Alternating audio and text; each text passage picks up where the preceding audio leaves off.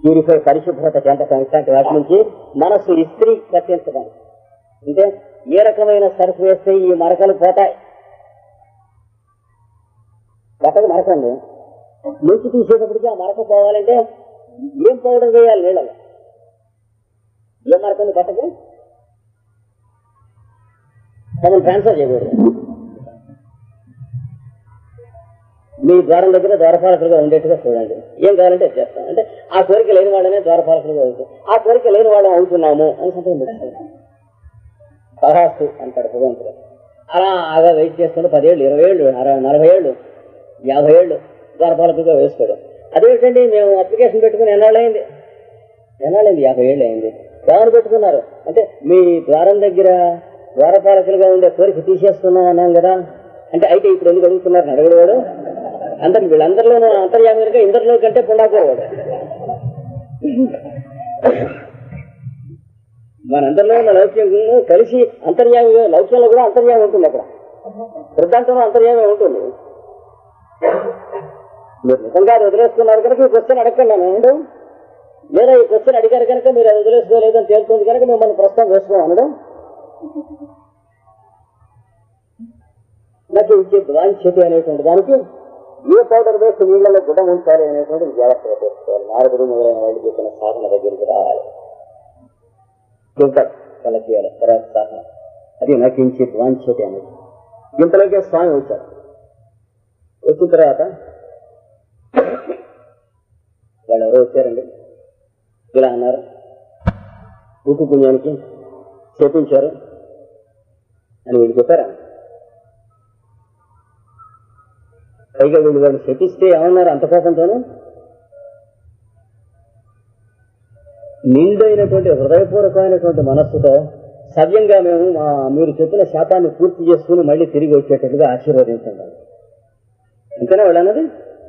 ఎందుకంటే మీతోటి పెద్దలు ఆశీర్వచనాలు ఉంటేనే మేము సవ్యంగా ఉండేది. అన్నంత మాత్రాన వాళ్ళకంటే తాము నిజంగా గొప్పవాళ్ళని వీళ్ళు అనుకోవచ్చా? వీళ్ళకంటే చాలా గొప్పవాళ్ళు అయితే తప్ప ద్వారపాలకులుగా ఉండరు కదా. వాళ్ళు ఇప్పుడే వస్తున్నారు ద్వారం దగ్గరికి. వస్తూ ఉన్నపోతే మరి వ్యవహారం గడపేరు వ్యవహారం అయిందే, వచ్చేతోటే కంపు కొట్టిందే. అట్లాంటిది వీళ్ళు అక్కడే ద్వారం దగ్గర ఉంటున్నారు మొదలానికి. అంటే వీళ్ళకంటే వాళ్ళు ఎంత పై వాళ్ళు ఉంటారు సాధనలు. అలాంటి వాళ్ళని వీళ్ళు పట్టుకుని ఏమన్నారు? ద్వారపాలకులే వీళ్ళని, మీరు మమ్మల్ని ఆశీర్వదించకపోతే శుభం కాదన్నారు. అంటే అర్థం ఏమిటి? ఎవరికి శుభం కాదు?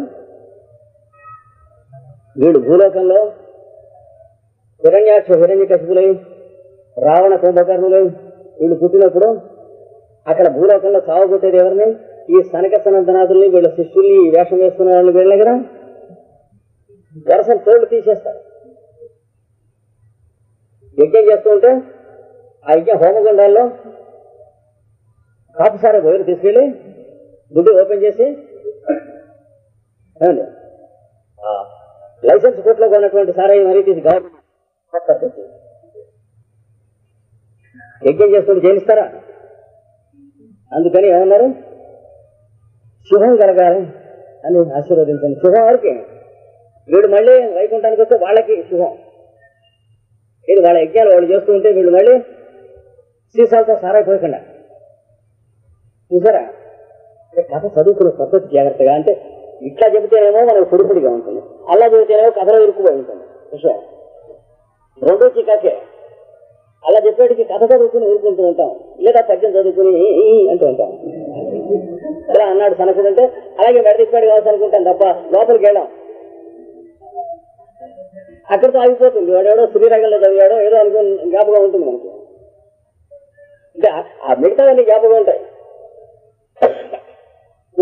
కురుర్థ బాంధవులు అనేకులు చదివాడు అనుకోండి. ఆ భీముడు ఆ అరవటం, ఆ కేక, వాడు పద్యం పాడి వెళ్ళిపోయిన తర్వాత ఆ మర్నాడు సాయంత్రం దాకా ఆ నాటక హాలు, ఆ స్తంభాలు భూమిని ప్రతిధ్వనించడం అవి గుర్తుంటాయి. అంతేకాని అందులో ఉన్నటువంటి కథా సంవిధానం, పాత్రలు లోపల ఉన్నది అక్కడ దాకా వెళ్ళటం లేదు. మనం సాహిత్యం చూద్దామా, యూనివర్సిటీలో అవి చూద్దామా, భారతం లోపల కానీ, కథ లోపల కానీ, భాగవతంలో కానీ అక్కడికి వెళ్ళరు. పాత్ర చిత్రణం, పాత్ర పోషణ అంటే చెందుతాం. ఆ పాత్రతో ఏమి తాగిందాకా ఎవరికి స్టేచర్ రాదు దిక్కుమల్లి. పాత్ర చిత్రం పాత్ర పోషణం, పాత్ర చిత్రం పాత్ర పోషణం అని అంటుతో ఆట జమ్ములతో ఆట, జమ్ములతో ఆట అంటుతో ఆట. ఇవే చదువుకున్న నాళ్ళు ఇవే చెవులు పడిపోయినాయి. పిహెచ్డి చదువుకున్న నాళ్ళు ఇవే మేము చెప్పాల్సి వచ్చింది. ఎన్నో చదువుకున్న నాళ్ళు ఇవే వినాల్సి వచ్చింది. పిహెచ్డి చేస్తున్నాడు ఇవి చెప్పాల్సి వచ్చింది. అది కూడా రెండోది ఎక్కువ పాపం. ఏమండి వాంఛతి అన్నటువంటి మాటకు వీళ్ళు ఏమీ కోరలేదు. ఇక్కడ ఉండాలని కోరలేదు, అక్కడికి వెళ్ళాలని కోరలేదు. తర్వాత విష్ణుమూర్తి వచ్చిన తర్వాత వారు శపించారు, ఏదో శపించారు అయిపోయింది అనుకోండి. ఇంతకాలం నుంచి మిమ్మల్ని కనిపెట్టుకుని ఉన్నాను ద్వారపాలకులుగా, కాస్త శాపం కాస్త క్యాన్సిల్ చేయించరాదా అని అడగచ్చు. కానీ వీళ్ళకి సంబంధించింది కాదది, స్వామికి సంబంధించింది. ఎందుకంటే వాళ్ళు ఇక్కడ ఉందామని కానీ ఇంట్లో చోట ఉందామని కానీ అనుకున్నట్లయితే ఇక్కడ ద్వారపాలకులుగా ఉండేవాళ్ళు కాదు. స్వామి ఎక్కడుంటాడు? సర్వాంతర్యామిగా ఉంటాడు. స్వామి ద్వారం ఎక్కడుంటుంది? త్రికోణ హృదయంలో ఉంటుంది. ద్వారపాలకులు ఎక్కడుంటారు? అన్ని లోకాల్లో ఉంటారు. ఎక్కడో మరీ పోయి జరిగే కథ కాదు అది, మరి ఎక్కువ అలా ఉండదు. అంతర్యామి యొక్క కథ అంటే జ్ఞానికైన హృదయాల్లో నిరంతరం ఈ రోజుకి జరుగుతున్న కథ. గేటు దగ్గర అడగిస్తానే కథ లాభం లేకపోయింది. స్వామి వచ్చి పైగా ఉన్నాడు, ఆపారా మిమ్మల్ని, మంచి పరాభవం జరిగింది, జరగాల్సిందే, చెప్పించాల్సిందే అని. వాళ్ళకి ఎలా ఉంటుంది? అప్పుడంగా అక్కడ ఒక చిన్న షామియానా వేసి సైట్ చేయరు, ఎదుర్కొన్న కూర్చుని లెక్క ప్రకారం అయితే ఎంత 2 మంది మాట అముక. కానీ వీళ్ళకి వాళ్ళు అన్నమాట ఎంత పనిచేసిందో ఈయన అన్నమాట కూడా అంతే పనిచేస్తుంది. ఎందుకంటే అన్ని అంటూ ఉంటాడు ఆయన. దానికి అర్థం లేదు, దీనికి అర్థం లేదు. కానీ ఎవరిని ఎక్కడ ఉంచాలో అక్కడ ఉంచుతూ ఉంటాడో ఒకదానికి అర్థం. అది వాడికి తెలుసు, మనకు కాదు తెలియాల్సింది. అది వాళ్ళకి తెలిసిన పాయింట్. మిగతాదంతా ఊరికే సరదాకి వాగుడు వెనక్గా ఉంటాడు. అందుకని ఈ వీళ్ళు కోరలేదు. ఆయన ఏమన్నాడు, మీ బోటి వాళ్ళని అడ్డగించారంటే, శపించారంటే సంతోషమైంది నాకు అన్నాడు. ఎందుకంటే పెద్దవాళ్ళు బయట నుంచి వస్తూ ఉండగా ఇక్కడ ఉన్న వాళ్ళు అడ్డగిస్తే అంతే అవుతుంది అన్నాడు. అర్థం ఏంటి? దేవుడి దగ్గర వాళ్ళకి పోషణ ఏమిటి, వీళ్ళ పోషణ ఏమిటి? వీళ్ళేమో ఇక్కడ ఉన్న వాళ్ళ, వాళ్ళు బయట నుంచి వస్తున్న వాళ్ళ. మీరు బతుకు ఎప్పుడు కూడా బయట నుంచి రావటమే అన్నాడు. దేవుడిని సాధిద్దాం, దేవుడి దగ్గర వరాలు పొందుదాం, వాడిని చెప్పిద్దాం, వీడిని భూలోకానికి పంపిద్దాం, వాడి అధికారం తీసేద్దాం, వాడు వాకిట్లో ఉంచుకుని మాట వింటం లేదు. ఇదే మీరు దిక్కులు చూస్తున్న వాడికి దేవుడు ఎందుకు కనిపిస్తాడు రాబి అన్నాడు. ఇంకా కొంచెం దూరం పోయిన తర్వాత ఏమన్నాడు, మా బాహుసములైన ఖండింపవాలయ్యా, నా చేతులు లాంటి వాళ్ళు ఈ ఇద్దరు అయినప్పటికీ కూడా హ్యాట్మన్ చేయక్కడికి నరకాల్సిందే మీకు తగిలిందంటే అన్నాడు. ఇప్పుడు విష్ణువు ఎంత పుణ్యకూర చూడండి, వాడు మాట్లాడుతాడు. మీ గట్టికి తగిలింది చెయ్యి, విష్ణువు చెయ్యి వేలు కన్ను ఎప్పెట్టింది, అక్కడ వేలు కొట్టేయాల్సిందే అన్నాడు. ఇది వీళ్ళ గురించి చెప్పిన మాట. వీళ్ళు ఈ టైం లేదు ఇట్లాంటి ఎన్ని ఉన్నారు వాళ్ళు, ఎన్ని మాట్లాడుతున్నాడు. చాలా లేస్తే రోజు మాట్లాడేవి ఇలాంటి కూడా వాడు అవతల వాళ్ళు అర్థం చేసుకోలేకపోతే వీళ్ళు నవ్వుకుంటూ ఉంటారు. కానీ ఇది మరి అవతల వాళ్ళు అర్థం చేసుకోవాలంటే వీళ్ళ భాష తెలియాలి. కానీ పిహెచ్డీ తెలిసి, ఎంఏ తెలిసి వాటితో రాదు. అందుకని మీరు నా బాహువులు లాంటి వాళ్ళైనా వీడని అక్కడికి ఖండించాల్సిందే. సేవకులు చేసిన తప్పులు యజమాని మీద ప్రతిఫలిస్తాయి కనుక యజమాని దానికి తగిన శ్రద్ధ తీసుకోవాలి, పిలుకోవాలి ద్వారపాలకులు. కానీ ఆయన అన్నమాటకు అర్థమేంటి, మీరు నా సేవకులని నేను అంగీకరించాను, లోకం అంగీకరించింది, వారు అంగీకరించారు. మీరు నా సేవకులా కాదా కాదని తెలుస్తుంది మీరు చేసిన ప్రవర్తన వాళ్ళు చూపించినందువల్ల అని అర్థం. ఆ మాటకి సేవకులు చేసినటువంటి తప్పుకి యజమాని బాధ్యుడు అంటే అర్థం ఏంటంటే అన్నమాట, వీళ్ళేం చేసినా నేనే బాధ్యుడిని, సమాధానం ఎవరికి చెప్పాలి మీకు. ఎందుకంటే మీరు పరాయి వాళ్ళ పోషణలో నిల్చున్నారు కనుక దేవుడి దగ్గరికి వచ్చి.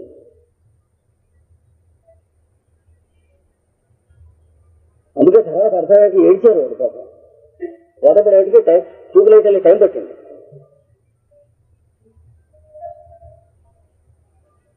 తర్వాత ఇంకొంచెం దూరం వెళ్ళి ఏమన్నాడు, మీరు లేకపోతే మేము ఏమిటి అన్నాడు. ఇది విష్ణువు సనక సనందనాథులు, మీరు ఓటేస్తే కదా మేము దేవుడిగా వచ్చింది అన్నాడు. అంటే మీ పాదపద్మాలు కడిగి నెత్తిన నీళ్లు చల్లుకున్నందువల్ల కదా నేను నలుగురిలో అంతర్యామిగా నారాయణుడు సర్వాంతర్యామి జై నమో నారాయణాయ అంటూ ఉన్నది పదంలో ఉన్నది. అలాంటిది మీ పాదం కింద ఉన్నటువంటి ధూళి అంటే ఏమిటి, కోడి పుంజులు లాంటివి అన్నాడు. ఎవరికి ఎంత ఎంత పరాక్రమం, ఎంత మహిమ ఏమిటి, అది కడిగి గోకి ఆ నీళ్లు చల్లుకుంటూ ఉంటే నన్ను అంతర్యామి అన్నారన్నాడు. అప్పటికి వీళ్ళు గ్రహించారు, కొంచెం వేడెక్కింది, నిజం అనుకోలేదు. అదా అనుకున్నారు, అంటే తప్పున్నాడు, దెబ్బలు తగ్గుతున్నాయి. నారాయణుడు సనక సనందంలో పట్టుకుని రోజు మీ పాదపద్మాలు కడిగి నేత్రం నీళ్లు చల్లుకుంటూ ఉంటాం వల్ల నన్ను వీళ్ళందరూ దేవుడు అంటున్నారు, వీళ్ళకి దేవుడిగా ఉన్నానంటే నమ్ముతారా?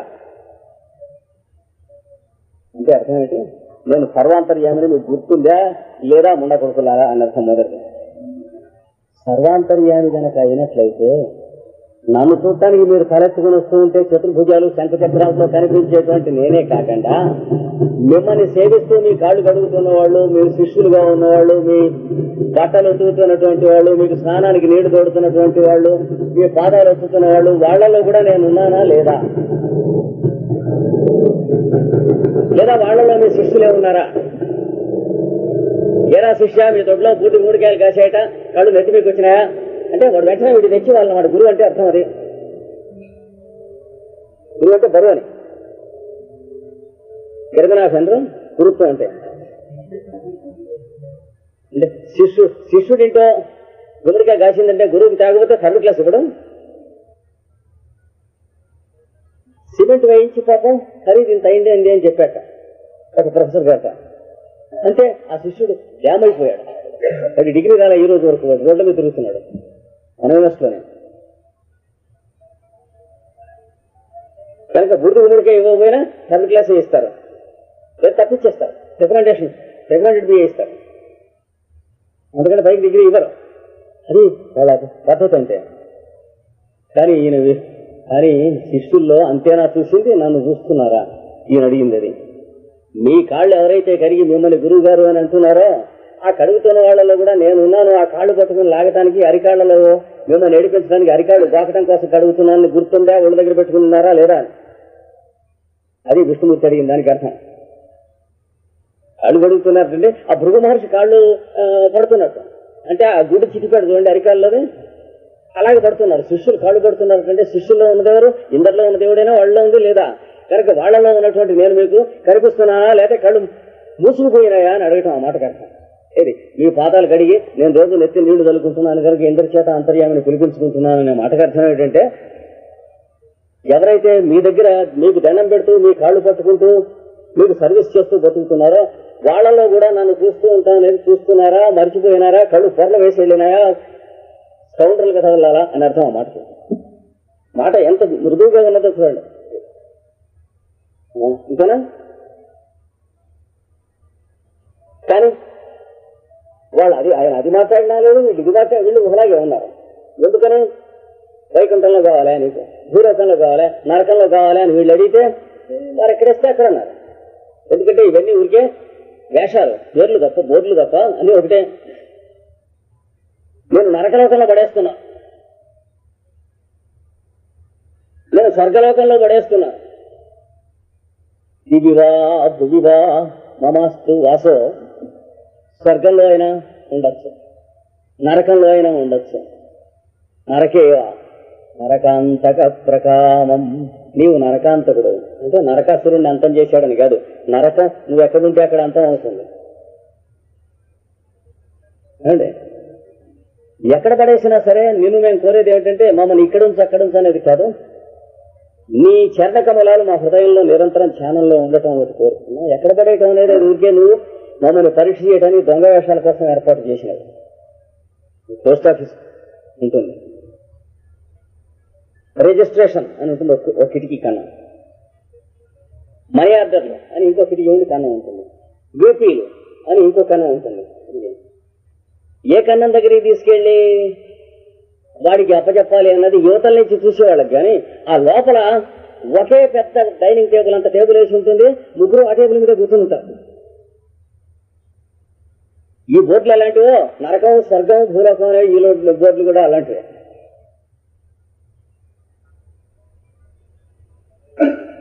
మన ఇక్కడ పడేశారట అని అనుకున్న వాడికి నరకం. కానీ అందుకని నాకేం చేతి వాంఛేది, ఏమి కోరటం అనేది నా శోచేతి, శోకించడం లేదు.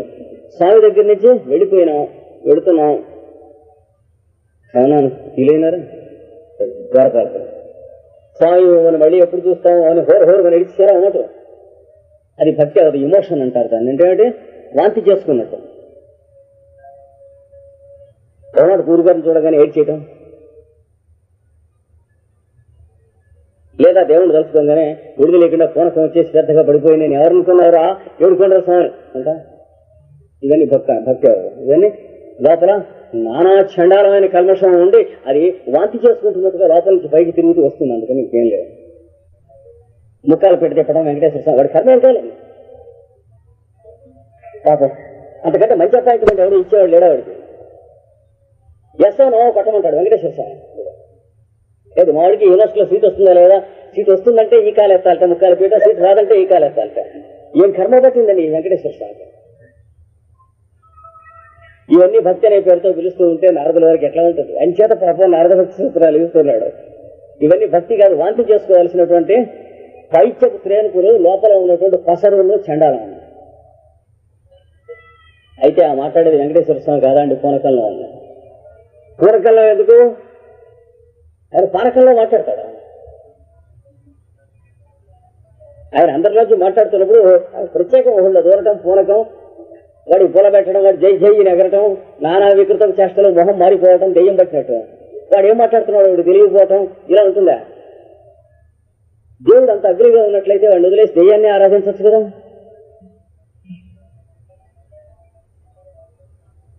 ఆంజనేయ స్వామి పూనకం అంట. పాపం ఆంజనేయ స్వామి ఆయన ఎక్కడ రామనామం చేస్తున్నారు అక్కడ పరిగెడుతూ ఉంటాడు వాడు, ఎత్ర అని. అట్లాంటిది వీళ్ళు ఎవరనుకున్నారా? ఒకటే ఉంది, వాడి పేరు వాడే చెప్పుకున్నాడు కర్మగాని. ఎందుకంటే వాడి అడ్రస్ తెలియదని ఎవడు పుణ్యాడో వాడే చెబుతూ ఉంటాడు. నిజంగా ఎవడమైనా అయితే నేను ఫలానా వాడిని మళ్ళీ చెప్పాలా? భార్య దగ్గరికి వచ్చి నేను భర్తనే అని చెప్పాలా? భక్తి అనేటువంటి దాంతో ఇది ఏది ఉండవు. ఒళ్ళు తెలియకుండా దుఃఖం రావటం కానీ, వెక్కి బోరుమని ఏడవటం కానీ, ఒళ్ళు తెలియకపోవటం కానీ, విరుచుకు పడిపోవటం కానీ ఇందులో ఏవి ఉండవు. భజన ఉంటుంది, సంకీర్తన ఉంటుంది, తన్మయత్వం ఉంటుంది. తన్మయత్వం అంటే ఇట్లా అవటం కాదు. వీళ్ళు ఈ లోకంలో ఉండరు. 3 గంటలో 4 గంటలో 5 గంటలో 6 గంటలో అలా సంకీర్తన చేస్తూ ఉంటే మంచినీళ్ళు అక్కర్లేదు, ఆహారం అక్కర్లేదు, రెస్ట్ అక్కర్లేదు. ఆపిన తర్వాత కావాల్సి వస్తాయి శరీరానికి. అది తన్మయత్వం అంటే కానీ ఈ హోక్రమని భక్తి చేయటం కాదు. దేవుడి పేరు హోక్రమని తక్కడం కాదు. ఏమండి అగ్నిగా ఉన్నది ఏంటి? దేవుడికి సాలికి కాదండి, అది గుర్తుంచుకోండి. అందుకని అతి సంతోషస్య మోక్ష విరోధ రామానుజుల వారు చెప్పారు. సంతోషం పట్టరాకుండా ఉన్నటువంటి వాడికి ఆ జన్మలో మోక్షం రాదు, ముందు అది సర్దుకోండి అన్నారు.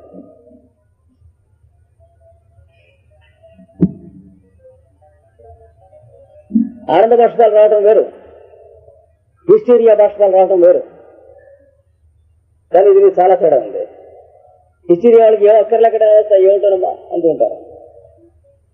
ఒంట్లో ఎలా ఉంది ఇప్పుడంటే హోరుమని నడిచేస్తారు, బాగానే ఉంటుంది, ఏం ఉండదు. ఏం చేసి 5 నిమిషాలు అయిన తర్వాత ఇప్పుడు ఎలా ఉంటుందంటే బాగానే ఉందనుకోండి అంటారు. ఏదో యోగక్షేమాలు అడిగితే ఆడవాళ్ళు కదా హోమం ట్రీట్ చేస్తారు, అది హిస్టీరియా అంటే. అవన్నీ కూడా ఆనంద బాష్పాలు అవుతాయి, భాష అవుతాయి. కానీ కనుక నా శోచతి, శోకం అంటే ఏం లేదు. దేని గురించి శోకించడం? ఒరే నీకు వైరాగ్యం కలిగితే నీ తల్లిని విడిచిపెట్టేడతావా అని నారదుని అడిగారు. నారదుడు గురువుడు, చిన్నప్పుడు వీడు తయారవుతున్నాడు. నాకేం తెలియదండి అన్నాడు. ఏం లేదు, వైరాగ్యం అంటే బంధాలు తెంచుకుంటామని చెబుతారు తల్లిదండ్రుల దగ్గర నుంచి, కానీ ఇంట్లో ఉన్నవాళ్ళు. నీ తల్లికి నీ మీద ఎంత వ్యామోహం, ఎంత బంధం ఉందో చూసావా? మరి అది తెక్కబట్టే ఏం లాభం? నువ్వు ఇంట్లో వెళ్ళిపోతా విద్వేషాలు. ఎందుకంటే అది నీ తల్లికి సంబంధించిన వ్యామోహం కానీ నీకు సంబంధించింది కాదు. వైరాగ్యం అంటే వాళ్ళకి వీళ్ళకి ఉన్న వ్యామోహాలు తెంచడం కాదు, తనకున్న వ్యామోహం తెంచుకుంటా. ఏమంటే వైరాగ్యం రావాల్సింది తనకే తల్లికే. అందుకని నువ్వు తల్లి దగ్గర ఉండి తల్లికి సేవ చేస్తూ ఉంటే వైరాగ్యం వస్తుంది. అది మా ఆజ్ఞానం. వదిలిపెట్టి వెళ్ళిపోతే వైరాగ్యం అని చెప్పింది ఎక్కువ నచ్చుతుంది. ఎందుకంటే ఆవిడికి సేవ చేయక్కర్లేకుండా ఎవరికో నెలకు 50 రూపాయలు పంపిస్తూ ఉండొచ్చు, ఆవిడకి మనసులో కూడి వస్తుంది. మనం వదిలేసుకున్నాం కదా. అక్కడ ఎవడన్నా అడిగితే కాశీలోనో గయలోనో ప్రయాగలోనో ఏమయ్యా మీ అమ్మగారు పాపం పెద్దది మంచం నుంచి లేవటం లేదు కంటే తల్లెవరు తండ్రి ఎవరు అని కొయ్యొచ్చు. మాతానాస్తి పితానాస్తి.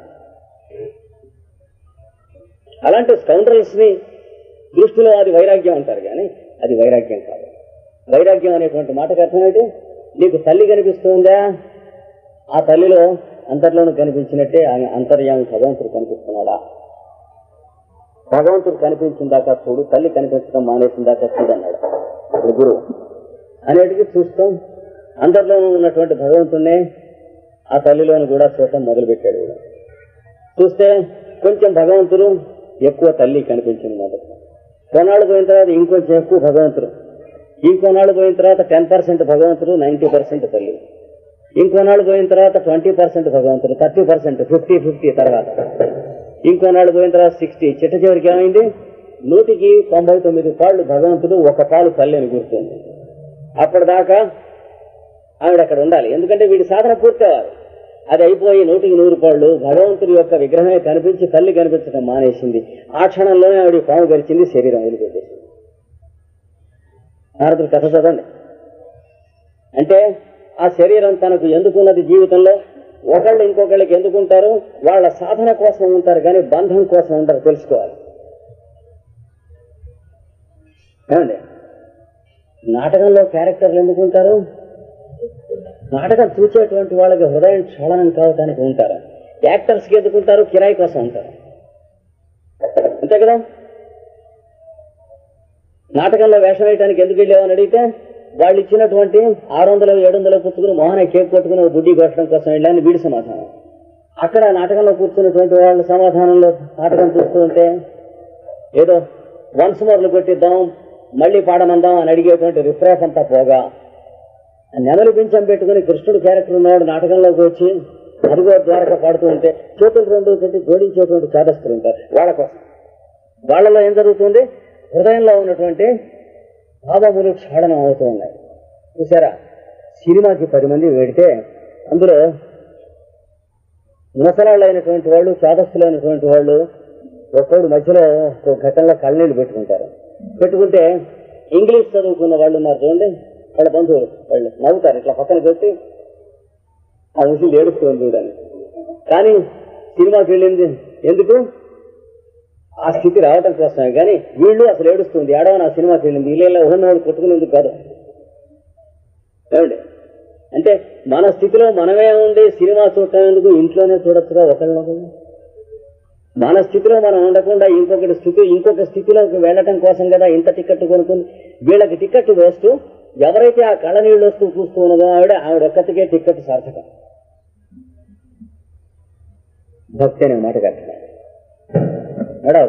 ఆ ప్రహ్లాదులు ఏదో బాధలు పెడుతున్నారు, అలా చూడలే కళ్ళనీళ్ళు చూస్తుంది ఆవిడ. ఇది సినిమాని గుర్తు, అది ఏడికి అన్నాడు.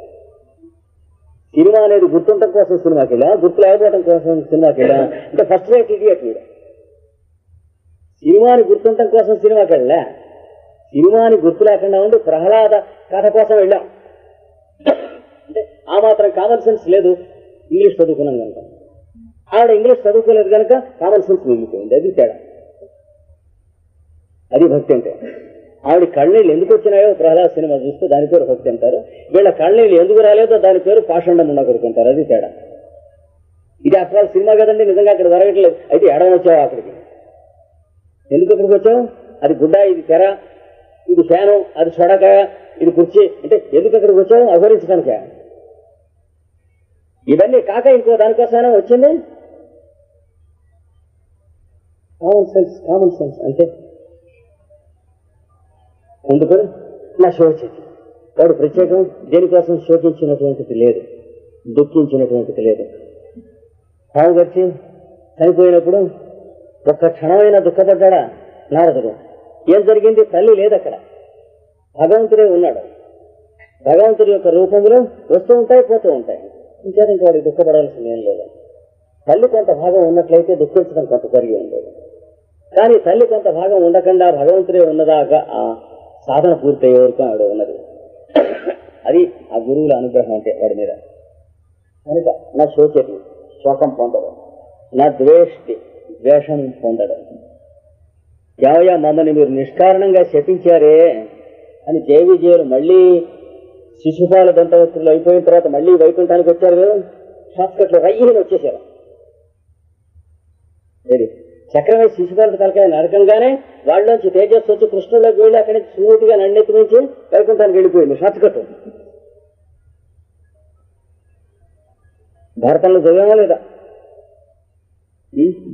యాదవు చేతి చక్రము భయంకరమై శిశుపాల మస్తక ఛేదము చేయ అని ఏడిచాడు దుర్యోధనుడు వెక్కి వెక్కి. వాడు తల్ల అరిగేటప్పటికి వాళ్ళలోంచి తేజస్సు సూటిగా వీళ్ళు కలిసిపోయింది వచ్చి. ఎందుకని? ఇక్కడి సూటిగా వైకుంఠానికి వెళ్ళింది. వైకుంఠ పైన ఉండదు, అందరిలోనే ఉంటుంది. అది వచ్చేసాక మళ్ళీ వైకుంఠానికి ఏది ఈ మాట రమ్మనండి ఆ సరక సనందనాథుల్ని అన్నారా? అది మళ్ళీ డ్యూటీ జాయిన్ అయ్యాక వచ్చాడు.